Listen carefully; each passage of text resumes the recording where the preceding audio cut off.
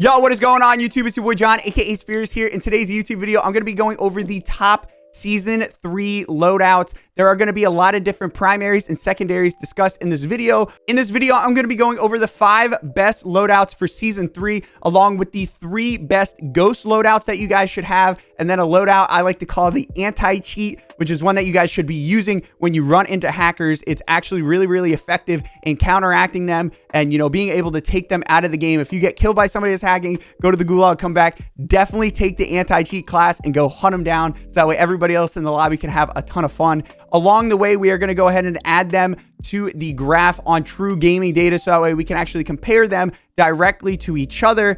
And I really like True Game Data. I think he's an awesome guy and I really love what he's doing for the community. So this might be a tool that you guys might want to go ahead and take advantage of. I'm sure most of you guys already know about it, but if you don't, I'll walk you through it once. And then from there on out, we're just going to kind of speed run going through the builds. I am going to be going over the 5 top loadouts that you guys should be using inside of Warzone. I will give them a ranking from easiest to use to most difficult. Feel free, to mix and match in here between primaries and secondaries. The game is in a fantastic state currently where there, you can use almost anything that you want to use. The meta isn't, strictly one weapon in particular, and that has made the game incredibly fun lately. Aside from that, if you guys haven't already dropped a like, I'd very much appreciate that. Subscribe if you guys are brand new around here. We're trying to hit 300,000 subscribers. We just hit 281,000. So if you guys are brand new, you want to find your way back for more Call of Duty Warzone content, loadout videos, tip videos, hacker videos, anything like that, make sure you guys are subscribed to the channel with the bell notifications set to all. Without further ado, guys, let's get into the loadouts. All right, so the first loadout that I'm going to be going over is going to be my Kilo MAC-10. This is my go-to loadout for using a full auto AR and a submachine gun inside of Warzone. If I'm playing trios or quads, this is typically what I'm running to have high kill games. I am going to be comparing the Kilo to the AMAX in this video with some data and some numbers. I'm also going to be going over user friendliness, ease to use, all that kind of stuff. So for the Kilo, the first attachments that I'm going to recommend that you guys use is going to be the monolithic suppressor, the Sin Guard Arms 19.8 Prowler barrel, the VLK 3.0 optic, the underbarrel, the Commando foregrip, and then for the ammunition, you're going to want to have the 60 round magazine. I do think that this is more, I do think that the Kilo is better than the AMAX just because it has 60 rounds, slightly higher fire rate. So if you guys miss a few shots, you're not penalized as much. And even though it does do lower damage, again, 60 rounds in a magazine, it has almost no recoil. So if you're kind of a beginner or novice player or even an advanced player, the Kilo is definitely the gun to you, because especially when you start getting into that advanced level, that advanced tier, you're going to start landing a lot more headshots, and you would be surprised how fast the Kilo is going to melt your enemies when you're hitting those headshots. Anyway, I'm pairing that up with the Speed MAC-10. This is by far my favorite secondary to use inside of Warzone. The MAC-10 that I am running the Agency Suppressor, Tiger Team Spotlight, Raider Stock, Striker Grip, and 53 round drum mag. This is a Speed MAC-10. This is made for movement. Again, kind of more of an advanced player gun, but this is one that I do recommend people give a try and give a shot. I think you would be surprised. I know a lot of people are probably thinking, well, why wouldn't you have, the Task Force barrel on it? You really don't need it. You're not using the SMG over range that much. So I really do recommend the speed build because the movement speed is incredibly fast and you're able to outplay, finesse, make it around corners, and do a lot of different stuff with this MAC-10. It's overall a really solid weapon. Getting into my perks, I'm only going to go over the perks one time just to save time.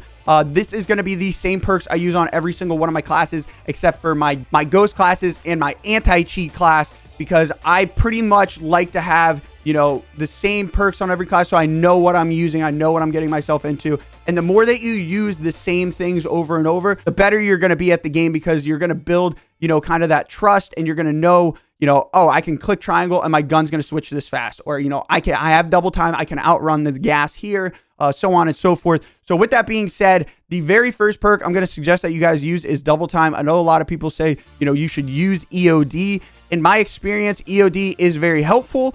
However, with RPGs on the loose, if you get hit with an RPG, even if you survive with EOD, you're probably going to be killed shortly after, because it's just going to make you one shot. Aside from that, if you get hit with a Semtex, Thermite, a C4, a Claymore, anything like that, chances are that player is going to have a stun headed your way in a short period of time. Typically, people stun and then C4 or Semtex. So in my opinion, EOD, while it is awesome and it definitely can be beneficial, I prefer double time in almost every scenario. Again, I'm going for higher kill games. These are more advanced player class setups.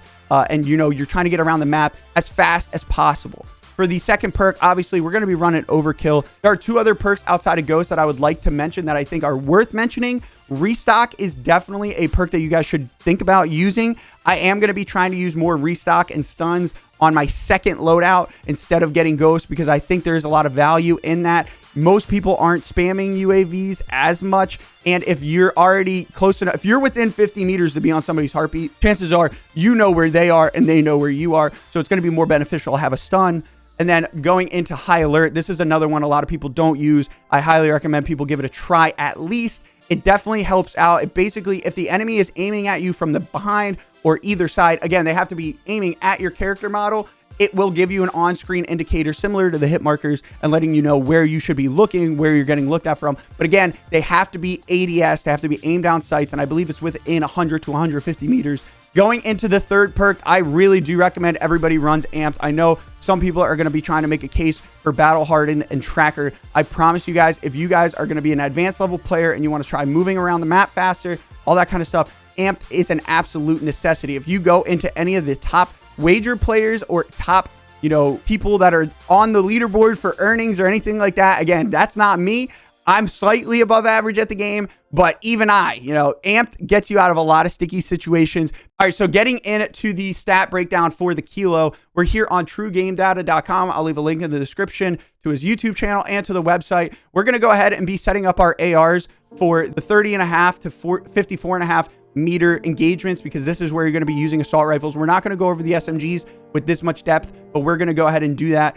I'm only going to show you guys this step where I'm kind of attaching the attachments because it is pretty user-friendly, but for people that don't know how to use it, I'd like to go over it. I'm going to go ahead and throw the monolithic suppressor on, the 19.8-inch SingGuard arms, what's it called? Prowler barrel, 60-round magazine. As you guys can see here, it has all of the numerical data that is getting, you know, added or subtracted from the base stats of the weapon. For the underbarrel, I'm going to go ahead and use the Commando foregrip. And then I think that's 1, 2, 3, 4. And then for the optic, I'm going to go ahead and throw on the VLK 3 times. So going down here, you guys can go ahead and see the DPS plot. So that's damage per second plot. So you can see that the damage per second is around 350-ish damage per second, which is pretty good considering, you know, you have, you know, only 250 health. So you are killing people under 1 second. The TTK is pretty solid. So as you guys can see on the screen, you guys can see the TTK is right around or over 0.6 seconds. So it's really half a second. That's pretty insane. It's pretty fast, especially when you're taking into account the fire rate, the damage output, all that stuff. And if you guys are landing headshots in the meantime, it's going to be an absolute monster. All right, getting into my second recommended class setup for Season 3, it's going to go ahead and be a Car 98 setup. If you guys haven't put any time into using the Car 98, I highly recommend that you guys take some time, try to get good with it. This is easily one of the most overpowered weapons when you master it. On controller, there is aim assist with it, so do with that information as you will. If you guys are a keyboard and mouse player, I recommend plugging in the controller and trying out the Car 98. It's pretty insane how easy it is to use. Anyway, getting into my Car 98 setup, this is a one-shot headshot at any distance. I have the monolithic suppressor, the SingGuard custom 27.6-inch barrel, tac laser sniper scope, and the stippled grip tape. I'm sure I'm going to get a lot of comments, you know, what is the variant that you're using? If you go into my variant or the armory menu, I'm using the Butterfly Kisses variant with Damascus. I know I'm probably going to get that question a ton. And then the secondary that I'm using with the Car 98 is going to go ahead and be the MW MP5. This is a gun that I think is really, really good and it kind of overlooked. And it's making a comeback, you know, in the most recent updates since they nerfed kind of Cold War ARs and their strafe speed. So on the MW MP5, I'm using the monolithic suppressor, Merc foregrip, 45-round magazine, sleight of hand for the perk, and then on the stock, I'm using the FTAC collapsible. This is my OG MP5 class, and I absolutely love it. Getting into the perks, it's exactly the same. And then my lethals, I'd still have thermites and heartbeat sensors. Getting into my third recommended setup for Season 3 Warzone is going to go ahead and be the AMAX. The AMAX overkilled with the Cold War MP5. Both of these MP5s are really good. It really comes down to personal preference. I, again, prefer the MW MP5, but overall, I pretty much prefer the MAC 10. But in terms of switching it up on different loadouts, I really do like the AMAX with the Cold War MP5. I think they complement each other nicely. The AMAX obviously is going to be my second go-to AR. This thing is absolutely disgusting. I'll go over my AMAX setup. I have the monolithic suppressor, the Zodiac S440, the VLK 3 times, Commando foregrip, and the 45 round magazine. That is what I recommend that you guys use on the AMAX. I'm going to throw a graph up on the screen. As you guys can see, we have the Kilo with all the attachments and then the AMAX with all the attachments. You can see there is a decent difference. You know, it's 0.47 seconds for a time to kill for the AMAX, and then there is 0.6 seconds time to kill with the Kilo. But when you take into account, you know, the slower fire rate of the AMAX and the smaller magazine, while it is putting out more damage, you know, and it will kill faster if you hit every single shot, it's less forgiving, only because it's shooting slower. Obviously, I know fire rate is brought into account in this graph, but I'm just saying, say you are missing shots and you're not the most accurate player. That's me personally when it comes to, you know, ARs. That's why I like the Kilo. It might do less damage over range, and as you guys can see, it falls off pretty hard out here, whereas the AMAX kind of tapers off, not nearly as bad. But for me, I'm not super accurate with the AMAX, so that's why I prefer the Kilo. It's a lot more user-friendly. But again, if you guys can master that AMAX, the thing is absolutely disgusting. Getting into the fourth class setup, this is a gun a lot of people forgot is going to be the M16 overkilled with the Bully Bullfrog. I got killed by the M16 2 times yesterday, and I've been waiting to set it up because it is making a comeback. I mean, it's just really good. I got 2 bursted yesterday multiple times. I think a lot of people forgot about this. The AUG kind of got nerfed a lot harder than the M16. So going into the M16 with the muzzle, I'm using the agency silencer. For the barrel, I'm using the 15.9 inch strike team. On the optic, I'm using the Axle Arms 3 times. On the underbarrel, I'm using the field agent grip. And then for the ammunition, I'm using the 45 round magazine. Aside from that, I would definitely pair this up with the Bullfrog. The Bullfrog is one of those weapons that a lot of people don't, you know, think about using, but it is very, very good inside a Warzone, especially with the large ammo capacity. It's pretty overpowered in trios and quads in particular. In my opinion, if you guys can somehow work in getting some headshots, it's absolutely disgusting on the map. The muzzle, I'm using the GRU suppressor. For the barrel, I got the 7.4 inch task force. The laser is the Tiger Team Spotlight. The stock is the KGB skeletal stock. And then for the ammunition, I'm using the Spetsnaz 85 round magazine. Again, more bullets, the better it is, especially for those trios and quads, man. You can wipe an entire quad with a single magazine and it makes for an amazing clip. I'm telling you guys, it's pretty cool. Again, perks are the same, lethal, tactical, the same. Going into my last and final loadout for season 3 before we get into my ghost classes, it's going to be the M13. This is kind of a sleeper AR that people have been sleeping on.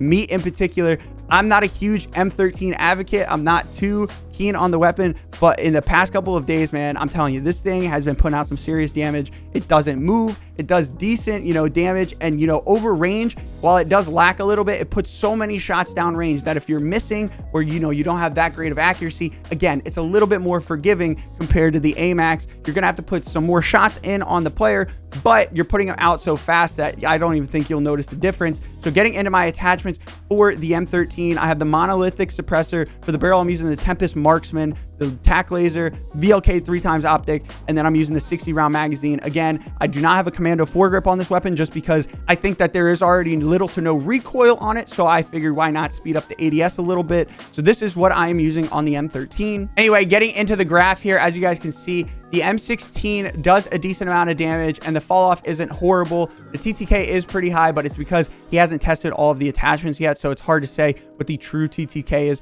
with this weapon. I think when you actually kit it out all the way on the website, all he has tested is the strike team. When you kit it out all the way, I think it's going to be pretty nasty.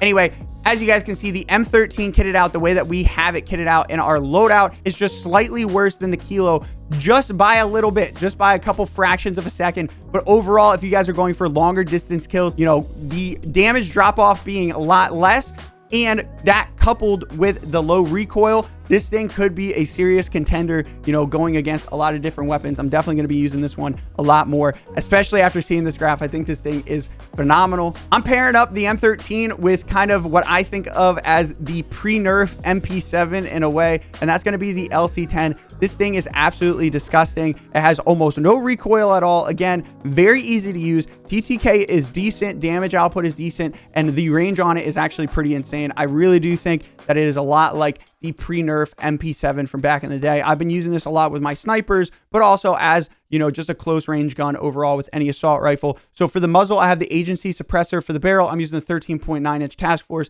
For the laser, I'm using the Ember sighting point. The ammunition, I'm using the Stenag 55 round mag. And then for the stock, I'm using the Raider stock. Again, this gun does not need a grip just because it has no recoil as it is. So I think that attachment is better off used, you know, for something for movement speed or for damage range. Again, that is just my opinion. All right, getting into my ghost classes. As you guys can see, my ghost classes, I'm going to have a kilo ghost, a mac ghost, and a sniper ghost. And the reason I put them down at the bottom is because when you guys enter the loadout, you're pretty much... When you enter the loadout, chances are you're going to take your top class the first time. So then when you re-enter the loadout, all you guys have to do is click up on the D-pad, and then it's going to take you right down to your ghost class, so you can get in and out of the loadout very, very quickly. I do think it's worth labeling your classes and having them set up in an order that makes sense to you, because being on the loadout less is definitely going to save you from getting killed a lot of times. So my ghost kilo class is going to be the same kilo build. I did change the camouflage so that way I know, okay, if I have my Damascus kilo, I have ghost. If I have my, you know, platinum kilo, I don't have ghost because I get lost sometimes and I forget. So that's another little tip. And then obviously with the perks, I'm only switching out overkill for ghost, and I'm pairing it up with an RPG because, you know, say I die, go to the gulag, come back, get my ghost class. That RPG is going to come in absolute, you know, clutch when you guys are inside of a building or close quarters combat, which is not what the kilo is made for. So that is worth noting. The next ghost class that I'm using is going to be the Mac 10.